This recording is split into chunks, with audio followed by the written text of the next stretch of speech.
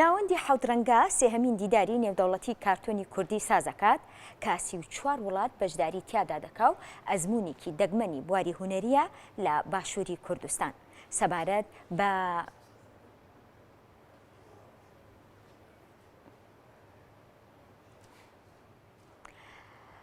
بە سێمین دیداری نێودەوڵەتی کارتۆنی کوردی هونەرمەند بەختیار سەعید ئامادەیە لەگەڵمان گفتوگۆی زیاترەکەین. کاک بەختیار سڵاو لێبێ، سوپاس کە ئامادەبووی لەگەڵمان.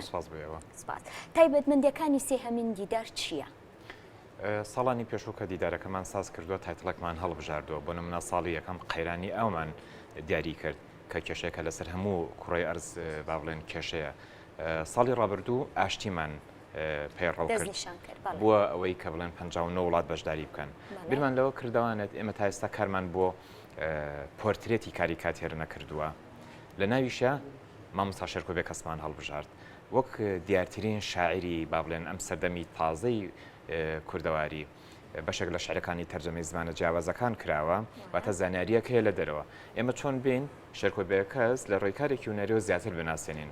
بە دڵخۆشیەوانە 34 وڵات بەشداری کردووە واتە تۆ شێرکۆبێ کەسە دۆک و شاعیرێکی کورد بە 34 وڵات ناساندووە.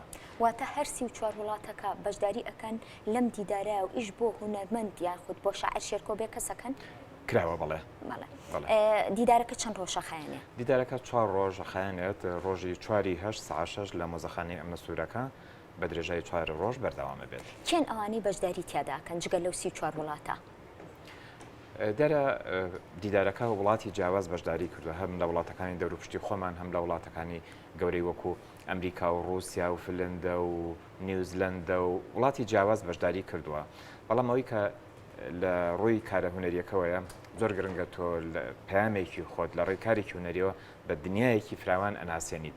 حەو ڕەنگە توانیوێتی لەم هەنگاوەیە شاعیرێک بناسێنێت.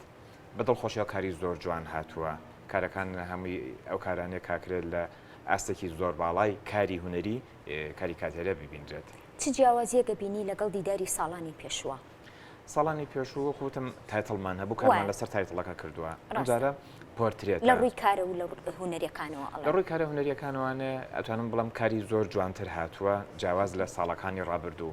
تەرکیزی کارەکە لەسەر دەموچاویان بڵێن پۆرترێتی کەسایەتیەکە. ئێمە لەگەڵ ڕکلامەکە کە کردومانە کە شێرکۆبێ کەس کێیە بە زمانی کوردی و عەرەبی و فارسی و ئینگلیزی لە هەمان کاتە کۆمەڵی فۆتۆی مامۆستا شێرکۆشمان بڵاو کردوێتەوە. ئەوان کاریان لەسەر و فۆتۆیانە کردو کە ئێمە بڵاومان کردوێتەوانە. ئێتر هەر یەکەس لە دنیابینی کاری هونەری خۆیەوانە چۆن ستایلی کارەکەیەتی و نیگاری با بڵێن مامۆستا شێرکۆی کردووە.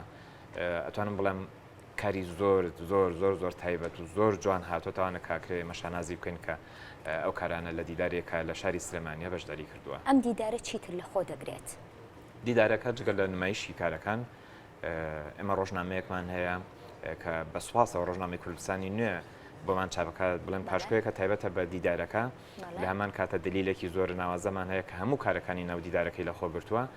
لە پاڵیشە کتێبێکمان هەیە کە چۆنەتی فێربوونی زمانی ئینگلیزی ببوورە چۆنەتی فێربوونی کاریکاتێرە لەلایەن برای خۆشەویستم ڕزگار سەعید دەوانێ هەم کاری تەرجەمی بۆ کراوە هەم دیزاینەکەی کراوە و جاریکە ئەمە بێتە دەرگایەک بۆەوەی هەر کەسێک کە بێ فێری کاریکاتێر بێ ئەگرێ ئەم کتێبە سەرچاوەیەک بێ بۆی.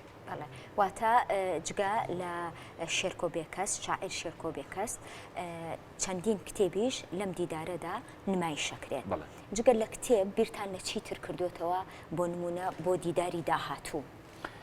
دیداری داهاتوو لەگەڵ هاوڕەکانمە با بڵێن ڕایژمان کردووە ئازادی ڕادەربڕین کێشەیەکە لە هەموو دنیا وجودی هەیە. ئەکرە ساڵی داهاتوو کار لەسەر ئەم تایتڵە بکەین. بەڵێ واتە لە ئێستاوانەیە تایتڵی داهاتووتان دەستنیشان کردووە. کێن ئەوانەیە کە تایتڵەکان هەڵەبژێرن جگە لە خۆت؟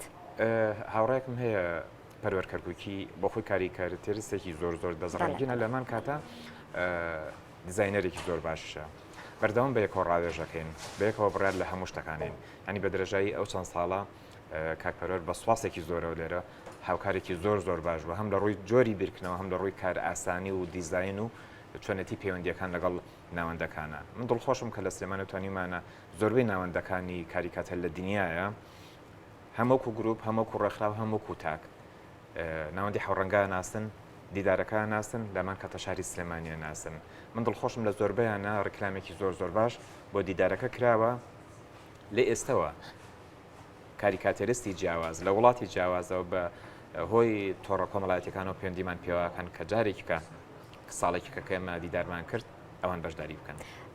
ساڵێکی تر ئەگەر خوازیار بێت دیدارەکە لە هەمان ڕۆژە نمایشەکەن. ئێمە ئەم ساڵ بەهۆی یادی مامۆستا شێرکۆ خستمانە 4 هەش بەڵام خۆی مانگی 4 خۆی مانگ 4 واتە 4 مان دواکەوتن بۆ نمایشکردنەکە. بەڵام ئیشەکە شانازی پێواکەین. زۆر سپاس کە ئامادەبووی لەگەڵمانە هیوای سەرکەوتنتان بۆ خوازی.